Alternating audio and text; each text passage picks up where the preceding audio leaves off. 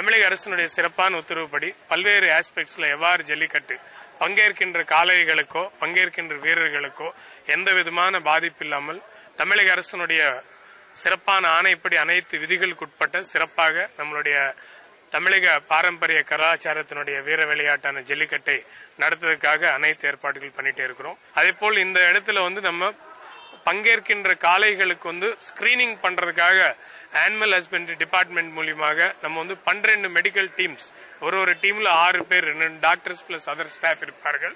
அது நம்ம வச்சுட்டு பங்கேற்கின்ற காளைகள் அனைத்துக்கு நம்ம ஸ்கிரீன் பண்ணிட்டு தகுதி இருக்கிற காளைகள் ஃபிட்டா இருக்கிற காளைகள் மட்டும்தான் ஜல்லிக்கட்டுல பங்கேற்றதுக்காக அனுமதிக்கப்படும்.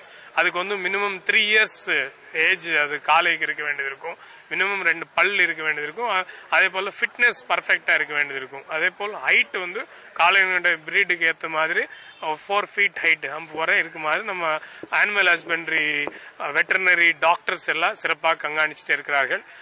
அதே போல் பங்கேற்கின்ற வீரர்கள் நம்மளுடைய ஜல்லிக்கட்டு மாட்டுப்பிடி வீரர்களா பங்கேற்றவர்கள் நம்ம ரெஜிஸ்டர் பண்ணிட்டே இருக்கிறோம். அவர் அனைவரும் ஸ்கிரீன் பண்ணி ஃபிட்னஸ் செக் பண்ணி தான் எலோ பண்ணப்படும்.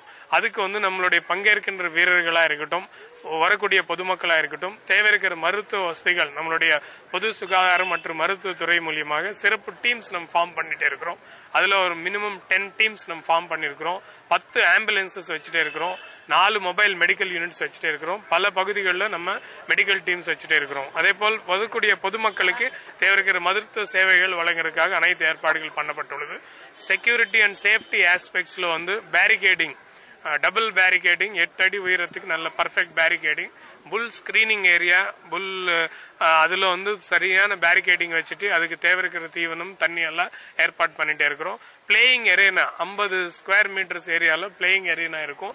அதுல கோகோனட் காயர் வச்சுட்டு நல்ல குஷனிங் எஃபெக்ட் கொடுத்துட்டே இருக்கிறோம். பங்கேற்கின்ற வீரர்கள் அனைவருக்கும் நல்ல அறிவுரைகள் நம்ம வழங்கிட்டே இருக்கிறோம். இல்ல நம்ம அடையாளம் இம்பார்ட்டன்ட். ஆதாரம் கட்டாயம், ஆதார் கார்டு கட்டாயம் யாரும் சொல்லல. அடையாள அட்டை இருக்கணும்.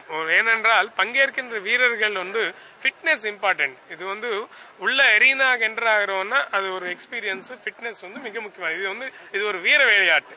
அதனால ஃபிட்னஸ் இம்பார்ட்டன்ட். அது ஒரு ஐடென்டிட்டி பார்த்து நம்ம பண்றோம். Any ID card is enough.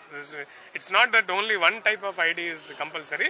Any ID card is enough. இந்த சமூக நிகழ்வுகளை தெரிந்து கொள்ள லைக் பண்ணுங்க, ஷேர் பண்ணுங்க, கீழே கமெண்ட் பாக்ஸ்ல கமெண்ட் பண்ணுங்க. மறக்காம சப்ஸ்கிரைப் பட்டனை பிரஸ் பண்ணி பக்கத்துல இருக்க பெல் பட்டனை பிரஸ் பண்ணிருங்க.